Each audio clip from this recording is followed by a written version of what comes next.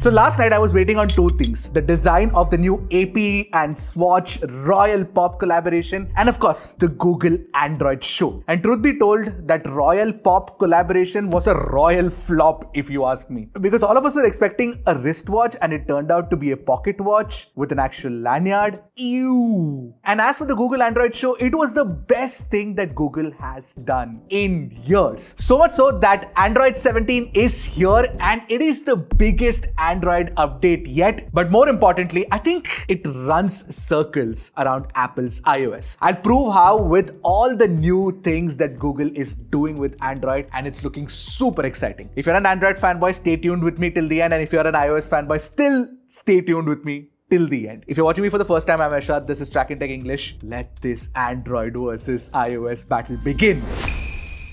Now let's start with AI, because AI on smartphones is where the entire war is being fought right now. Now at the Android show, Google introduced Gemini Intelligence. This is not going to be any chatbot that you talk to. It is an actual intelligence layer underneath Android itself. For example, if you're looking at a travel brochure and if you want to build a travel plan just like that, you can snap a photo of that and say, find a tour like this for me on Make My Trip for 6 people. Gemini will do all the heavy lifting and bring you to the booking page. All you need to do is hit that book button. This is agentic AI in action properly. This is exactly what we were waiting for. Now, compared to all of this, Apple Intelligence is still largely cloud dependent. And you know what? Siri is still just trying to set timers reliably. At WWDC 24, where I was actually physically present, they spoke about a deep app integration with Apple Intelligence. That's not here yet. So much so that some iPhone users sued Apple and Apple has had to pay some damages. It's not a lie if you believe it. And eventually at WWDC 26, where they show iOS 27, they're probably going to take the help of Gemini. And Gemini could be the underlying layer for Apple Intelligence. So Android is definitely ahead of iOS when it comes to AI capabilities. Now, secondly, and the point that is going to sting iPhone users the most, the age-old argument until now has been, and even for my wife, who is an Apple fangirl, says that I use an iPhone because social media uploads, especially to Instagram, are the best quality on an iPhone.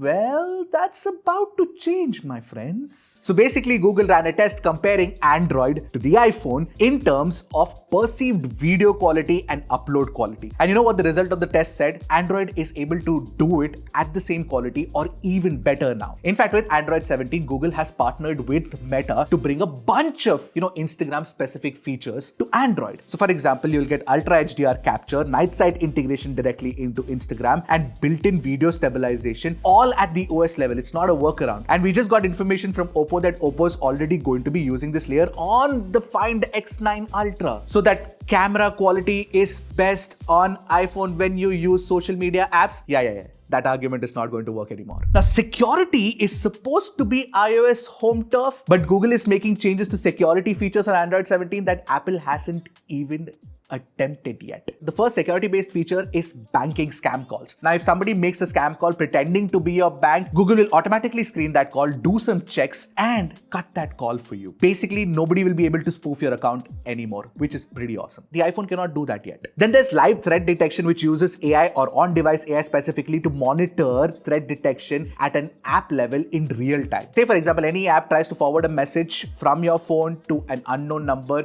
it will immediately flag it. And OTP protection also feels pretty awesome, because Android will now automatically hide your one-time passwords from other apps for up to 3 hours. So even if a malicious app is sitting on your phone, it cannot grab any OTP. Again, a lot of people keep saying that, Android is not secure, iOS is more secure. I don't think that's necessarily true anymore. Now, one of the biggest problems for iPhone users to switch to an Android flagship whenever I tell them to do that is, switching is so difficult. All of my data for so many years has been sitting on an iPhone. Well, Google is directly working with Apple to make that easier for you now. So it will do wireless transfers of your passwords, your photos, your messages, your apps, your contacts, heck, even your home screen layout. Sometimes you can't do that between Android to Android phones, you know that? And already Quick Share on Android phones is now compatible with AirDrop, which means that the AirDrop argument is also not true for iPhone anymore. So that ecosystem lock-in I feel like it doesn't exist anymore. And I'm very surprised why Apple went in this direction, but it did. It's good for Android users, and it's definitely good for my argument. Now let's talk about some features that are actually new in Android 17, and there's a lot here, which is pretty cool, by the way. Google is introducing a feature called Rambler. So if you're actually dictating something to your Android phone, and if you're rambling in between, say for example, you add filler words, or if you remember something mid-sentence and you want to add that, Android will fix all of this for you and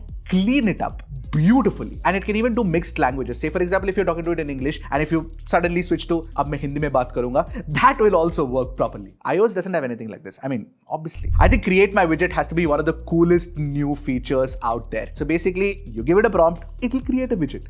Wow. I like the new pause point feature as well. So basically, if there are any distracting apps that you've identified and whenever you open it, Android will give you a 10-second pause. And in that, it might initiate a breathing exercise, or it might redirect you to your favorite photos so that you calm down. I think that this is actually slightly more intentional than screen time itself. Pretty cool stuff. Well, there are going to be 3D emojis now. I mean, I'm terrible with emojis even otherwise, but 3D emojis, pretty cool stuff. It'll be coming to Pixels first, by the way. And there are massive upgrades to Android Auto too. So basically, you get a full HD video streaming while parked. There's Dolby Atmos spatial audio, Gemini in your car, which lets you order stuff from wherever you want. So that will be really cool as well. Say for example, if you want to make a Zomato order or a Swiggy order, you can just talk to your car and it'll do it for you. You know what? CarPlay has a better visual UI, but Siri obviously cannot do all of this yet. I think talking to the car is very Jetsons-like, if you ask me. And finally, there's Googlebook, Google's answer to the MacBook. Yeah, Chromebook's gone, Googlebook's coming in, and there are multiple partners who are already going to be making Googlebooks now. By the way, it'll be able to run Android apps natively on your laptop, which is something that I find cool, but we'll have to wait and watch to see how that actually translates to real world performance, because